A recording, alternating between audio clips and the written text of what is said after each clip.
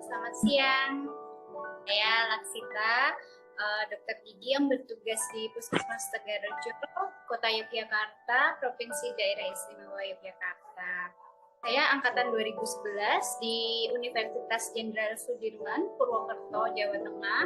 Kemudian setelah selesai S1, saya melanjutkan untuk profesi dokter giginya di Universitas Jenderal Sudirman juga.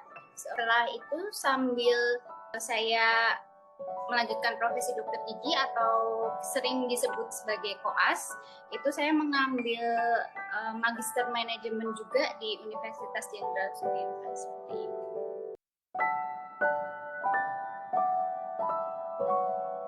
Saya mulai bertugas di Puskesmas Tegarejo sejak tahun 2019, Mbak Dita. Sekitar bulan April saya masuk, kemudian sampai sekarang Agustus 2022 masih di sini juga.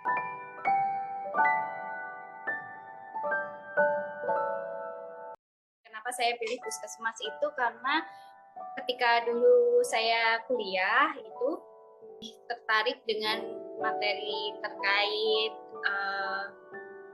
epidemiologi atau kesehatan gigi di masyarakat yang biasanya itu dilakukan di Puskesmas.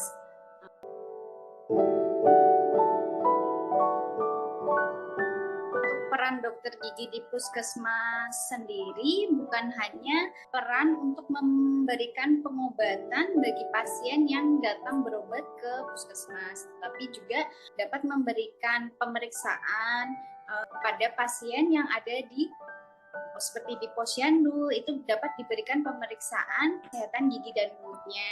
Kemudian ada pemeriksaan anak sekolah, itu juga dilakukan screening kesehatan anak sekolah, salah satunya adalah pemeriksaan gigi juga. Jadi untuk peran Puskesmas sendiri selain di dalam gedung, kita juga ada beberapa program yang melibatkan lintas sektor seperti bagian kelurahan, kecamatan, hingga ke sekolah-sekolah yang ada di wilayah Puskesmas tersebut berada. Seperti itu, Mbak Dita.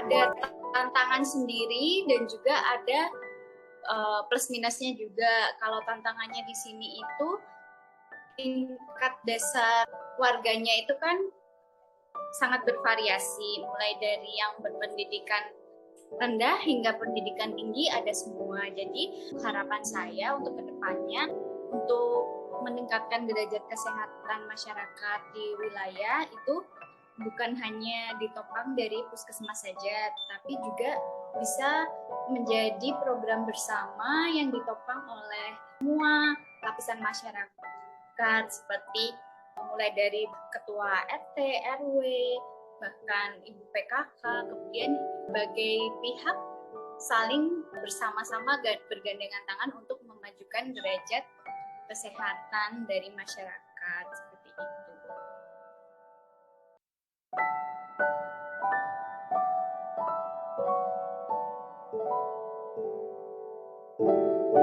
Jadi untuk tips ketika kita menemukan kasus kegawat daruratan gigi, seperti misalkan ada pasien jatuh kemudian giginya copot atau patah, apa yang harus kita lakukan? Yang pertama adalah kita melihat kondisi seseorang tersebut, apakah ada kondisi lain yang harus diselamatkan terlebih dahulu. Misal kalau ada cedera kepala, kita utamakan dulu cedera kepalanya. Tetapi apabila cedera lainnya dianggap sudah ringan, itu ketika ada kondisi giginya lepas, tapi tidak patah, jadi hanya lepas dari rahang saja, Nah, kalau kondisi seperti itu bisa langsung dikembalikan ke dalam lubang gusinya tempat gigi tersebut berada. Tetapi kalau misalkan orang di sekitar yang menolong atau pasiennya tersebut tidak berani,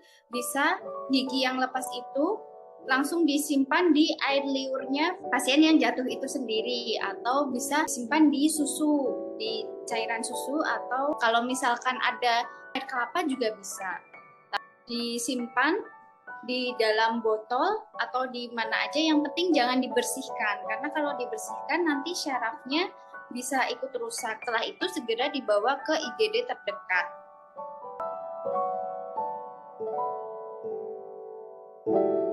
Terima kasih kembali Mbak Dita, sukses selalu.